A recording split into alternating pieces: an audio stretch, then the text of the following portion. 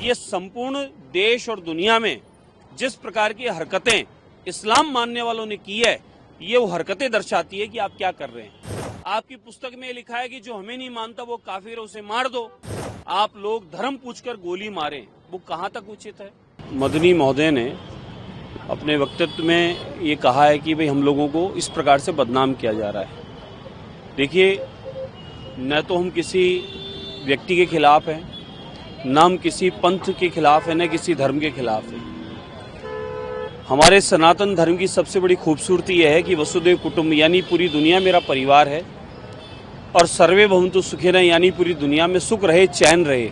ये प्रार्थना अगर पूरी दुनिया में कोई करता है तो सनातनी करता है। और बड़ी बात कि एक भारतवर्ष ही ऐसा है और सनातनी हिंदू ही ऐसा है जो प्रत्येक वस्तु में भगवान मानता है। क्या आकाश हो, क्या जल हो, क्या जीव जंतु पशु पक्षी हो, क्या हमारी धरती माता हो, सबको हम लोग भगवान का स्वरूप मानते, पंच तत्व को भगवान कहते हैं। और हमारे धर्म में किसी को भी कोई नुकसान पहुंचाना, यहाँ चींटी की भी चिंता रखते हैं और हाथी की मण की भी चिंता रखते हैं। ये स्वभाव हम लोगों का, सनातनियों का है। जिस प्रकार का बयान उन्होंने दिया कि हमें बदनाम किया जा रहा है, हमें जिहाद बता दिया जा रहा है, ये हमने नहीं किया है। ये संपूर्ण देश और दुनिया में जिस प्रकार की हरकतें इस्लाम मानने वालों ने की है, ये वो हरकतें दर्शाती है कि आप क्या कर रहे हैं। जब आपकी बुक में लिखा है कि आप किसी बुत को नहीं मानते, किसी भवन को नहीं मानते, फिर आपको मकबरे मस्जिद बनाने की आवश्यकता क्या है। फिर आप मकबरे मस्जिद के चक्कर में पड़ी क्यों रहे, जब आप इन सब वस्तुओं का आपकी पुस्तक में नहीं लिखा है। आपकी पुस्तक में लिखा है कि जो हमें नहीं मानता वो काफिर है, उसे मार दो। ये हमने तो नहीं कहा, ये आपकी पुस्तक कह रही है। और अपनी पंथ को चलाने के नाम पर आप लोग धर्म पूछकर गोली मारें, वो कहां तक उचित है।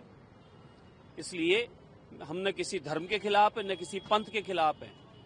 हम लोग तो सबको अपना परिवार मानते हैं, और भारत का सनातनी, पूरी दुनिया में रहने वाला सनातनी पूरी दुनिया को वसुदेव कुटुंब मानता है और सबके सुख की कामना करता है। हमारे धर्म की खूबसूरती यह है कि हम सबके हित की बात करते हैं और परमात्मा की प्रार्थना में भी सारे जगत की हित की प्रार्थना करते हैं। ये तो इस पंथ में, आप लोगों के चलाए मूवमेंट में यहीं पर दर्शाया जा रहा है ऐसा कि जो नहीं मानता उसे मार दो, उसे काट दो।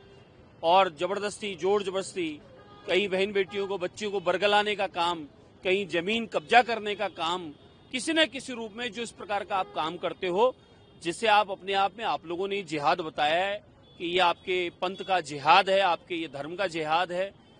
तो ये इस प्रकार का, ये आप लोगों ने तो बताया है। मदनी साहब, हमने नहीं बताया, ये आपने अपना ही परिचय इस्लाम को मानने वालों ने दिया है। मुझे बता दो, डॉक्टर, इंजीनियर, साइंटिस्ट या कोई अन्य किसी डिपार्टमेंट में काम करने वाला या कोई अधिकारी कभी किसी बम कांड में नहीं मिला है, कभी किसी को मारने में नहीं मिला है, कभी किसी आतंकवाद में नहीं मिला है। कोई ना कोई पढ़ा लिखा होता है, वो डॉक्टर, इंजीनियर, साइंटिस्ट होता है, तो वो बम फोड़ता मिलेगा। दिल्ली में ताजा उदाहरण है। और कोई अगर अध्ययन नहीं भी किया, मदरसा में पढ़ा है, तो वह मदरसा छाप क्या करेगा, पत्थर मारेगा, गोली मारेगा, बारूद मारेगा। ये पूरी देश और दुनिया में मूवमेंट चल रहा है। धर्म की खूबसूरती यह है कि सबके सुख की कामना करो, अच्छी शिक्षा, अच्छी आपकी तालीम दो, उन्हें अपना धर्म, अपना पंथ पढ़ाओ, सिखाओ, लेकिन साथ में राष्ट्र की भक्ति, उस धरती माता की भक्ति, इस पृथ्वी माता की भक्ति, अपने देश की रक्षा, इसकी भी बात सिखाओ साथ में।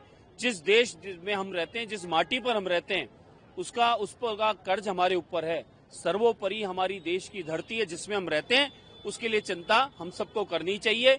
कोई भी धर्म पंथ का मानने वाला हो, हम सबका आदर करते हैं, सबका सम्मान करते हैं। हिंदू होगा, मुस्लिम होगा, सिख होगा, ईसाई होगा, अन्य किसी पंथ को मानने वाला होगा, हम सबकी एक ही ड्यूटी बनती है कि अपने धर्म की शिक्षा लेकर और अच्छे कर्मों को आगे बढ़ाएं और अपनी पीढ़ियों को भी दें, न कि उन्हें इस माहौल से किसी प्रकार की कट्टरता और कोई गलत चीज सिखाकर और कहीं ना कहीं देश में रहकर देश विरोधी काम करें। ये उचित नहीं है। इसलिए अपने बयानों को गलत तरीके से पेश करके आप जो बता रहे हैं वो ठीक नहीं है। अगर इस प्रकार का किसी ने कहा है आपके बारे में, तो पहले आप देखें कि जो उदाहरण हमारे सामने आ रहे हैं क्या डॉक्टर हैं कि क्या अन्य लोग हैं, सभी लोग एक काम में लगे हैं। क्या कहें इसे? आप स्वयं मनुष्य होकर मनुष्य के दुश्मन बने पड़े हैं। पूरी दुनिया में इस प्रकार के काम हो रहे हैं। आप अपने मदरसों के माध्यम से या अन्य अन्य आपके संगठनों के माध्यम से जिस प्रकार की भाषा का उपयोग करके जो बरगलाने का काम कर रहे हैं, आप देखिए कश्मीर में ये स्थितियां उत्पन्न कर दी थी। कश्मीर में धारा 370 हटने के बाद सुख है, चैन है, शांति है, अमन है, व्यापार है, रोजगार है, कश्मीर की तरक्की है। ये आदरणीय प्रधानमंत्री नरेंद्र मोदी जी के नेतृत्व में जिस प्रकार से संपूर्ण देश में विकास चल रहा है, कश्मीर अछूता था, आज कश्मीर में भी विकास हुआ है। उस विकास को, उस कश्मीर की अमन चैन शांति को किसने नुकसान पहुंचाने का काम किया? धर्म पूछकर, बंदूक चलाकर, गोलियां मारकर बहनों के सुहाग उजाड़ने वालों ने किया। कौन लोग थे वो? कोई राम था, कोई श्याम था, रमेश, सुरेश, नरेश था? कौन था वो? हर जगह कोई न कोई मुल्ला मौलवी ही क्यों किसी आतंकवाद में निकलता है, बम फोड़ने में निकलता है, किसी दुर्घटना में निकलता है, वन बनाने में निकलता है, किसी न किसी संस्था के माध्यम से निकलता है। हमारे देश में रहने वाले सभी संप्रदाय को मानने वाले हमारा परिवार है। उनके प्रति हमारी अटूट श्रद्धा है, उनके प्रति हमारा उनका सबका सम्मान है। लेकिन उन लोगों को कदापि माफ नहीं किया जाएगा, उनके प्रति कभी भाव नहीं आएगा। जो लोग इस देश में रहकर देश विरोधी काम करते हैं, वो भले मैं हूं या आप हो या अन्य कोई और हो, ये बात का भी ध्यान रखें। मेरा अनुरोध है सम्मानीय मदनी साहब से, अगर आप अपने इष्ट को मानते हैं, परवरदिगार को मानते हैं, उसकी आराधना करते हैं, तो कृपया आप लोगों को देशभक्ति के बारे में बताने का काम करें, देश हित की बात करें।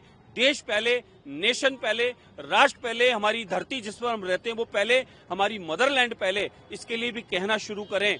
और देश के यशस्वी प्रधानमंत्री इस प्रकार से पूरी दुनिया में उनका काम बोल रहा है, उनका सम्मान बढ़ रहा है, हमारा भारत का सम्मान बढ़ रहा है।